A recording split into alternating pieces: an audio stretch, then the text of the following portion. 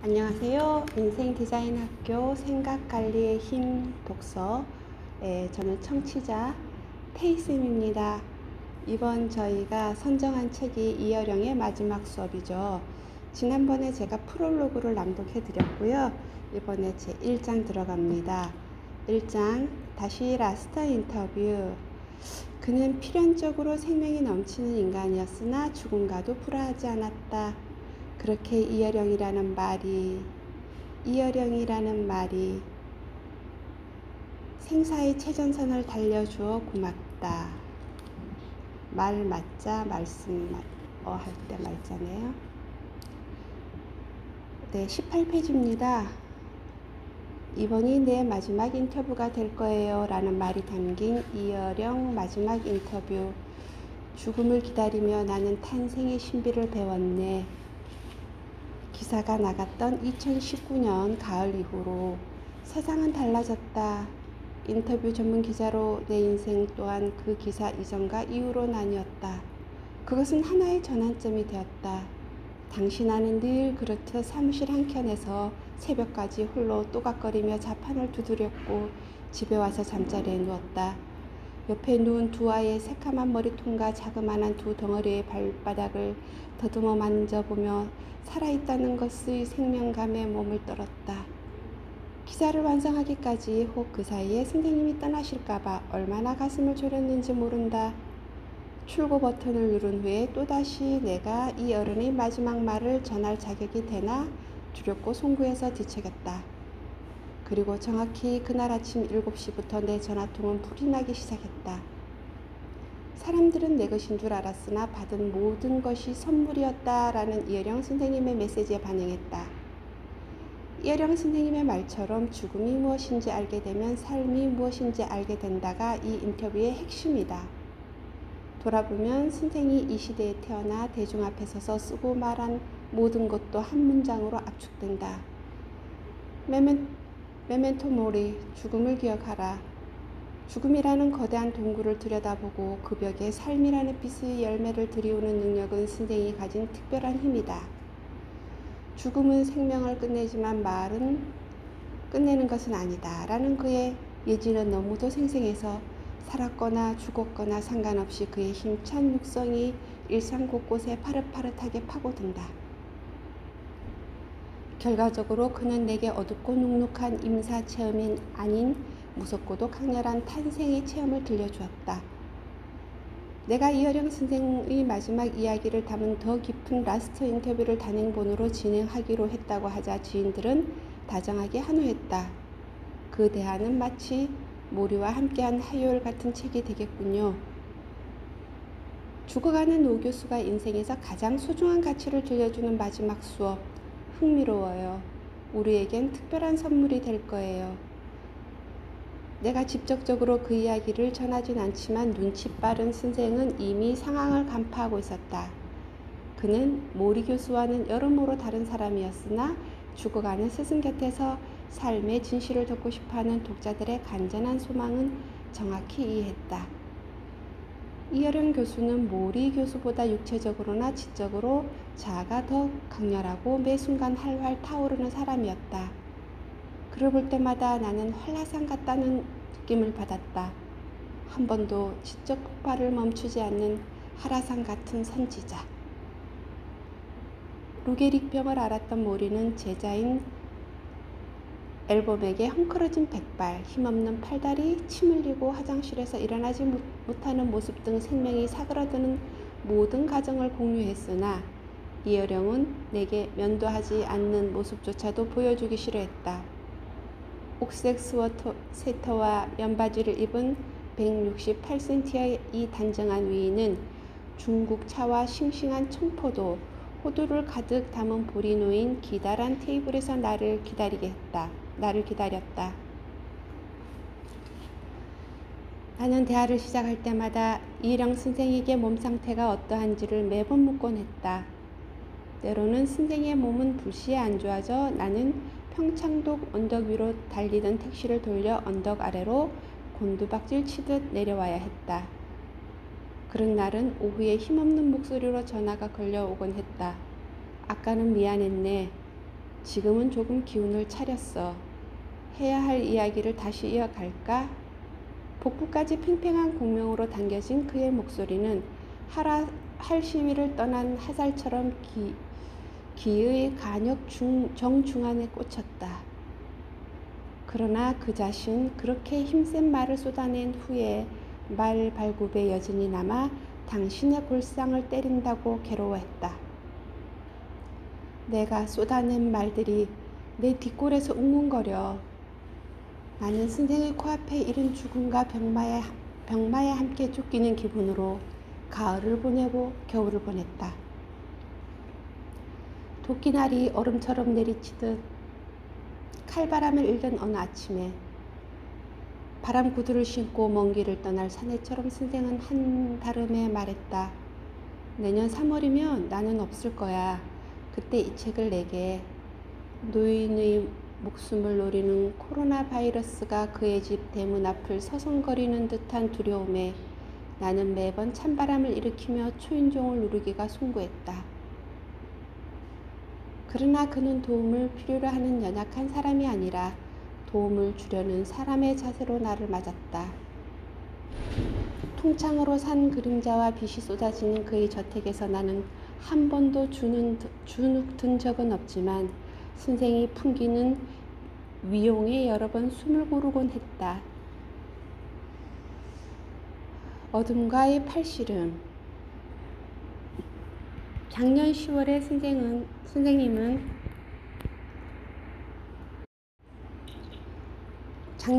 선생님은 라스트 인터뷰에서 빅뱅처럼 모든 게 폭발하는 꿈을 꾼다고 하셨죠. 눈이 부셔 볼 수 없는 어둠. 죽음이 곁에 누웠다가 간 느낌이라고 해요. 평생 죽음을 기억하라고 외치던 선생님은 드디어 곁에 가까이 와서 누운 죽음을 잘 사귀어 보기로 하셨고, 그렇게 알게 된 그 미스터리하고 섬뜩한 친구에 대해 저와 세상 사람들에게 이야기해 주시기로 하셨어요. 요즘엔 어떻게 밤을 보내고 계십니까? 요즘엔 밤마다 팔씨름을 한다네. 팔씨름을요? 야밤을 깨워 누구와 팔씨름을 하십니까? 근육이 빠져 더욱 얇아진 스승의 팔뚝을 나는 의아한 눈초리로 바라보았다. 매일 밤 나는 죽음과 팔씨름을 한다네. 어둠의 손목을 쥐고서 말이야. 어둠의 혈관을 소나기에 움켜쥐고 표하는 나의 스승을 상상해 보았다.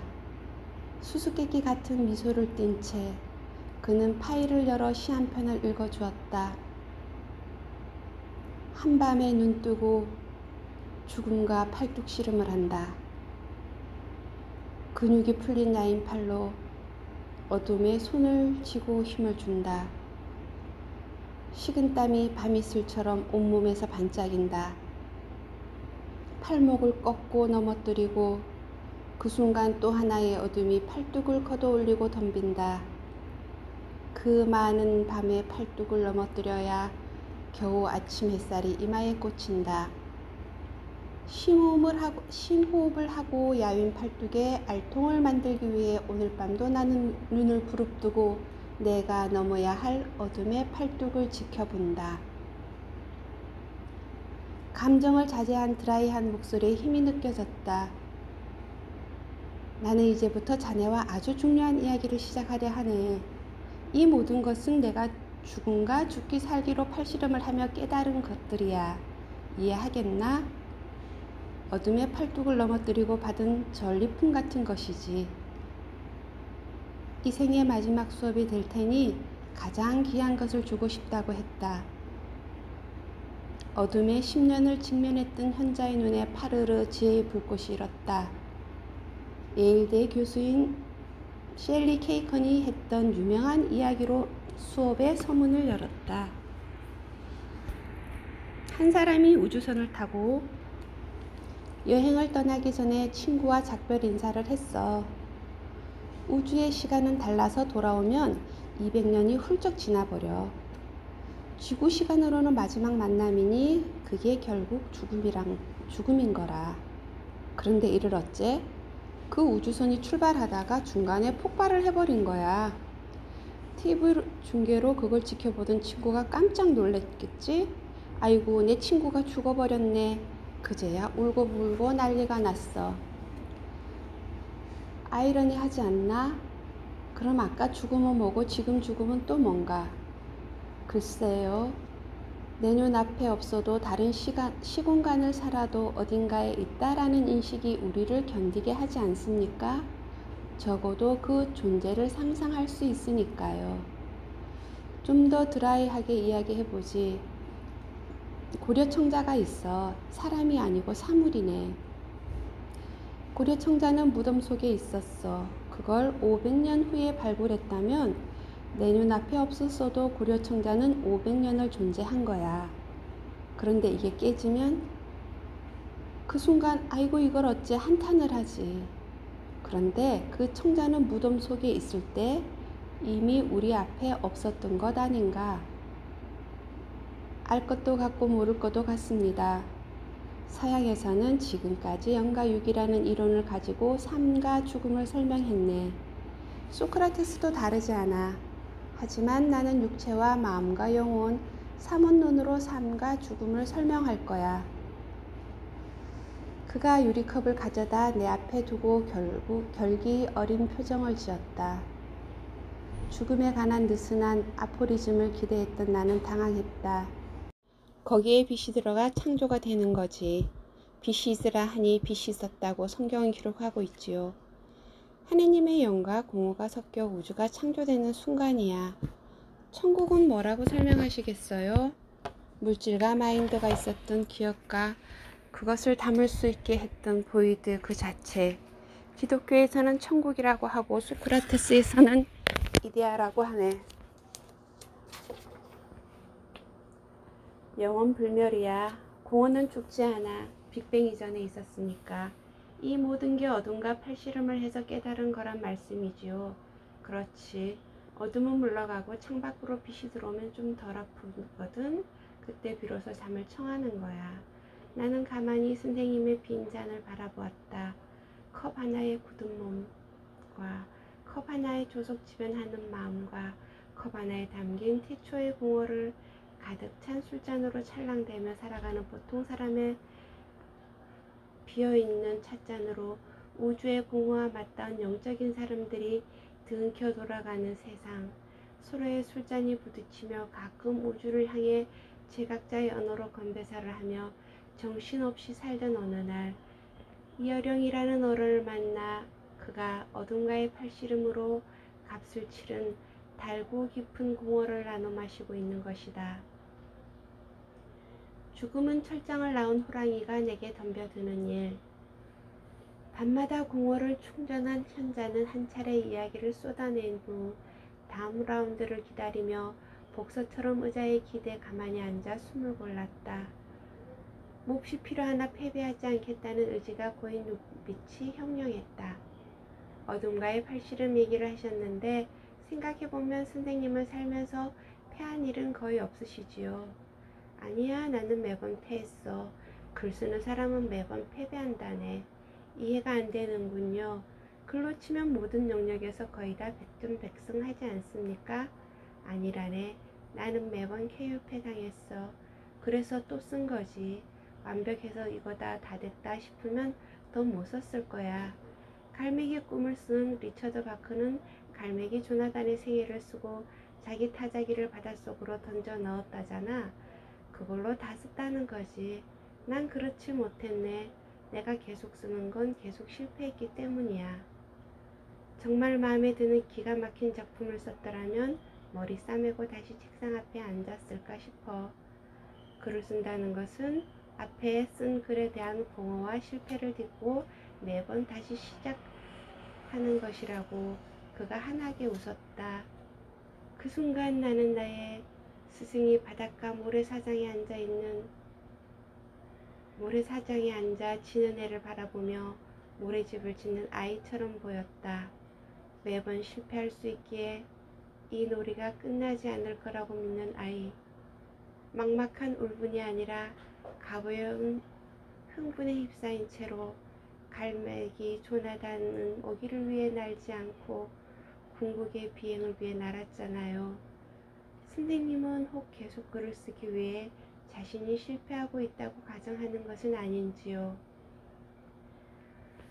모르겠어. 나는 평생 도전이 필요한 인간이었네. 계속 쓰고 또 쓰고 다시 썼네. 강해서가 아니라 약해서 다시 하는 거라네. 니체도 다르지 않아. 운명이여 오너라. 위인들이 거창해 보여도 그렇지가 않아. 지면 또 한 번 부러질 뿐이지. 스스로 쓸 말이 없어서 남의 얘기나 옮겨봐. 그건 서생이지. 글자 쓰는 사람, 글 쓰는 사람이 아닌 거야. 사람들은 글씨 쓰는 사람과 글 쓰는 사람을 혼돈하는데 글씨 쓰는 사람은 서경이네. 데끼는 사람 보다시피 나는 지금 많이 아프네. 말할 수 있는 시간이 갈수록 짧아져. 그래서 내가 이제부터 남은 이들을 위해 각혈하듯 내 이야기를 해볼까 하네. 무슨 말씀이시든지요. 그게 희망이 될지 선물이 될지 나는 모르지만 내가 지금 할 수 있는 게 그거니까. 남아있는 세대를 위해서요. 상처 입은 복서가 몸을 일으키듯 말이 몸을 일으켜 다시 초원위에서 달릴 준비를 하고 있었다. 나는 도덕적이고 이타적인 사람이 아니야. 오히려 에고이스트지. 에고이스트가 아니면 글을 못 써. 글 쓰는 자는 모두 자기 얘기를 하고 싶어 쓰는 거야. 자기 생각에 열을 내는 거지. 어쩌면 독재자하고 비슷해. 지독하게 에고를 견제하는 이유는 그래야만 만인의 글이 되기 때문이라네. 남을 위해 에고이스트로 사는 거지. 암요. 자아를 통과한 글만이 만인의 심장을 울리니까요. 선생님은 지난번 저와의 인터뷰에서 모든 것이 내가 받은 선물이었다 라고 하셨어요. 일단 그거부터 시작할까요? 기억하고 있네. 나처럼 암에 걸린 사람을 위해 과학자들은 특효약을 만들려고 노력하지. 그런데 나는 과학자도 영웅도 그렇다고 의지가 강한 사람도 아니야. 충청도 사람이라 독하지도 못해. 독하지도 않는 나 같은 사람이 암에 걸려 죽을 때까지 자기 일을 할 수 있다면 암이 뭐가 무섭겠나. 내가 암세포 죽이는 약은 못 만들어도 암에 걸린 사람을 위한 정신치료제는 만들 수 있지 않겠나. 먼저 가신 따님 이민아 목사님도 그랬습니다. 나중된 자가 먼저 된다는 말이 있지. 내 딸이 그렇게 열심히 살다 갔어. 인간은 암 앞에서 결국 죽게 된다네. 이길 수 없어. 다만 나는 죽을 때까지 글을 쓰고 말을 하겠다는 거지. 하고 싶은 일을 다 해나가면 그게 암을 이기는 게 아니겠나. 방사선 치료를 받고 머리털이 빠지며 23년을 더 산다 해도 2, 3년을 더 산다 해도 정신이 다 헤쳐지면 무슨 소용인가. 그리 더 산 건 그냥 산 거야. 죽음을 피해 산 거지. 세 사람 중 한 사람은 걸려서 죽는다는 그 위력적인 암 앞에서 누군가는 저렇게도 죽을 수 있겠구나 하는 모습을 남은 시간 동안 보여주려 하네. 스승이 치열하게 죽어가는 모습을 눈 똑똑히 뜨고 보라고 그가 내 마음에 고삐를 파투치었다. 나는 이어령 선생님이 무슨 말을 하는지 알 수 있었다. 우리 모두 죽음의 스승이 필요하다는 것. 그리고 나의 스승은 바로 눈앞에 앉아 있었다. 두렵고 또한 설레어서 나는 펜을 쥔 손을 바들바들 떨었다. 첨단 기계를 좋아하는 선생과 달리 기계를 싫어하는 나는 인터뷰할 때 녹음기를 거의 사용해 본 적이 없었지만 이번만큼은 달랐다. 마음을 고쳐먹고 힘껏 녹음기의 버튼을 눌렀다. 빛이 있으라 하니 빛이 있었다는 성경의 기록처럼 이 빛의 순간을 목격하는 은혜 받은 기록자가 되리라. 길고도 짧은 작별 인사.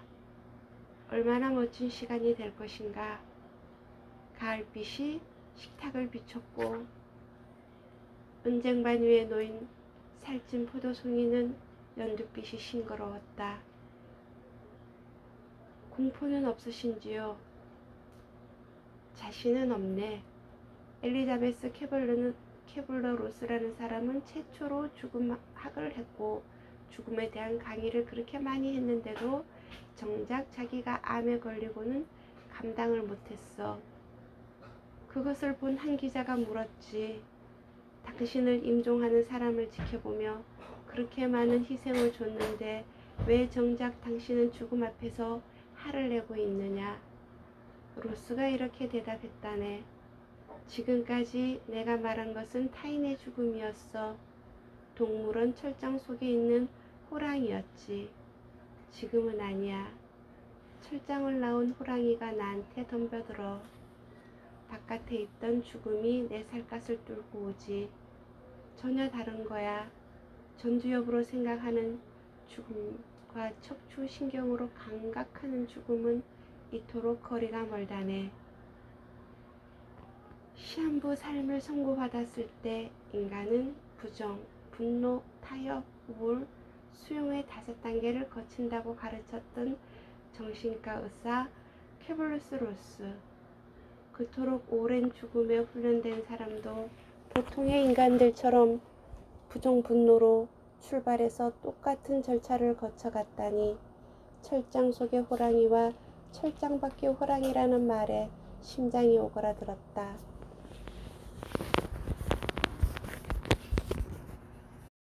죽음 앞에 인간은 얼마나 몸서리치게 작은가. 죽음 앞에서는 연습도 오만이라고 이근우 정신의학자도 그러더군요.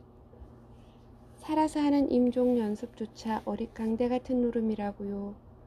테레사 수녀도 다르지 않았다네. 로스처럼 죽음을 저주하진 않았지만 마지막까지 하나님의 부르심이 없었다고 탄식했지. 성처녀였으나 고통스럽게 죽었어. 암환자였던 신부 이야기도 있어. 암환자인 신부가 고해소에 앉아 다른 신부에게 이야기를 시작했다네. 나 암이야. 안 됐군. 그런데 나도 암이라네. 그런데 자네는 내게 무슨 고해를 하려고 왔나? 여태껏 나는 신의 부르심이 없었어. 아무것도 들리지 않고 보이지 않았다네. 자네 정말 몰랐나? 지금 내가 나한테 고해성사를 하고 있잖아. 그게 콜링이야. 하나님의 인도하심이지. 자, 이 대화를 듣고 어떤 생각이 드나? 고통 속의 의심, 진정 토로, 그 자체가 신의 부르심이라는 말씀인가요? 맞아. 그게 신의 응답이지. 로스도 그 신부도. 이해할 수 없습니다. 고통 없는 죽음이 콜링인 줄 알았나? 아니야. 고통의 극에서 만나는 거라네. 그래서 내가 누누이 이야기했지. 니체가 신을 제일 잘 알았다고 말일세. 신이 없다고 한 놈이 신을 보는 거라네. 신이 있다고 생각하는 사람은 정작 신을 못 봐. 니체 이야기를 더 해볼까? 니체가 어떻게 죽은 줄 아나? 니체에게 다가온 신의 콜링. 미쳐서 죽었지요. 강인으로 떠나지 않았습니까? 사건이 있었어. 토리노 광장에서 우체국으로 편지 붙이러 가다가 늙은 말이 채찍질 당하는 걸 본 거야. 무거운 짐을 끌고 가려는데 길이 미끄러우니 계속 미끄러지지. 마부에게 채찍질을 당하는 늙은 말을 보고 니체가 달려가 말 목을 끌어안고 울었다네. 자기가 대신 맞으면서 때리지마 하고 울다가 미쳤지. 어머니 저는 바보였어요 라고 마지막 말을 웅얼거리고는 10년간 식물인간처럼 살다 죽은 거야. 그게 그 유명한 토리노의 말이지. 그게 바로 니체에게 다가온 신의 콜링이라네. 무슨 말씀이신지요? 토리노 광장에서 얻어맞은 말이 예수야. 채찍질을 당하고 허적대는 늙은 말. 그게 십자가를 메고 가는 지저스 크라이스트지. 그러니까 가서 말의 목을 끌어안고 엉엉 울었던 걸세.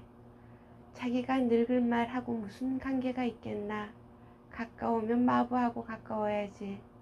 그런데 니체는 그때 인간의 대열에 끼는 게 창피해서 인간을 거절했다네. 인간에서 벗어나려고 한 게 초인이거든. 이 토리노의 말 사건을 흑백 영화로 다룬 유럽 영화가 있어.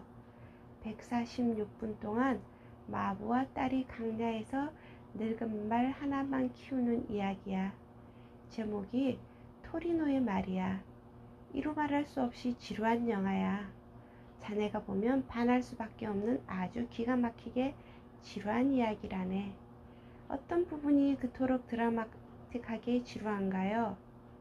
예를 들면 말이 늪에 빠진 수레를 끌고 가려는 장면, 진흙이 바퀴를 붙들고 바퀴는 진흙에서 빠져나오려고 해. 진흙은 튀고 바퀴는 헛돌지. 그걸 긴 시간 동안 찍어서 보여줘. 아무것도 없는 강야에서 감독이 그걸 찍고 있는 거야. 진흙과 바퀴의 싸움을 2시간 동안, 2시간이 넘지. 영화에서 인간은 팔 한쪽이 없는 마부와 그의 딸만 나와. 먹을 것은 감자뿐이야. 흙, 불, 바람, 물. 이런 것들도 하나씩 사라져. 나붓기던 바람이 사라지고 고여있던 눈물도 말라버려. 우주가 사라져가는 이야기야. 천지 창조를 거꾸로 돌리는 이야기지. 혼돈의 물이 가장 먼저 없어지고 폭풍 같던 바람이 없어진다네. 영화에서 부녀가 감자를 먹는 장면이 압권이라고 했다. 아버지는 팔이 한쪽 없으니 감자 하나를 먹는 게 전투야. 뜨거운 감자 집다가 아 뜨거 하고 놓았다가 떼구르 구르면 또 쪼르르 쫓아가지. 지와 고양이처럼. 인간이 먹는다는 게 저런 것이로구나. 저것이 먹기 위한 삶이로구나. 부녀지간에 오가는 말이 없어. 결국 말이 죽고 마구간에 해가 들고 마지막엔 불도 물도 없어서 부녀가 어둠 속에서 마지막 날감자 하나를 먹는 게 끝이야. 아버지가 딸에게 야 먹어 하는 게 마지막 말이라네. 어마어마한 영화로군요.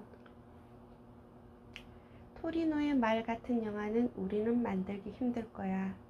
우리는 기생충으로 아카데미를 받은 봉준호 같은 사람이 나올 수 있지만 저런 영화를 찍은 사람은 나오기가 쉽지 않아. 미국도 어려워. 토리노의 말은 유럽의 주변 국가들이 찍을 수 있어. 벨라 타르라는 그 감독이 동유럽 헝가리 사람이야. 아시아와 서양의 접견, 이 접경에서 문화가 무르익었다네. 터키 같은 나라가 그 예지. 그래도 한국인들은 운이 좋아. 중국인들보다 훨씬 창조적이야. 사이에 있는 반도라서 빛을 발하네. 이름을 지을 때 보면 알아. 중국 사람들이 지은 도시 이름은 다 두자야. 북경, 남경, 몇 천년을 두자에서 못 벗어나지. 암흑, 명암, 선악 전부 두자에 가도 길어야 사자성어 네자뿐이야. 중화민국, 그걸 우리가 본 땅의 나라 이름인 대한민국이야. 한자 문화권에 있는 일본도 동경, 교토, 나라, 사각의 틀에 갇혀 있어서 자유롭게 꿈틀대지 못해. 한국은 그래도 삼량진이나 조치원이니 융통성 있는 지명이 체면을 살렸지만. 네, 오늘 여기 36페이지까지 읽었습니다. 네, 오늘은 여기까지 마무리하고요. 또 다음 기회에 낭독해서 읽어놓도록 하겠습니다. 좋은 시간 되세요. Have a good day.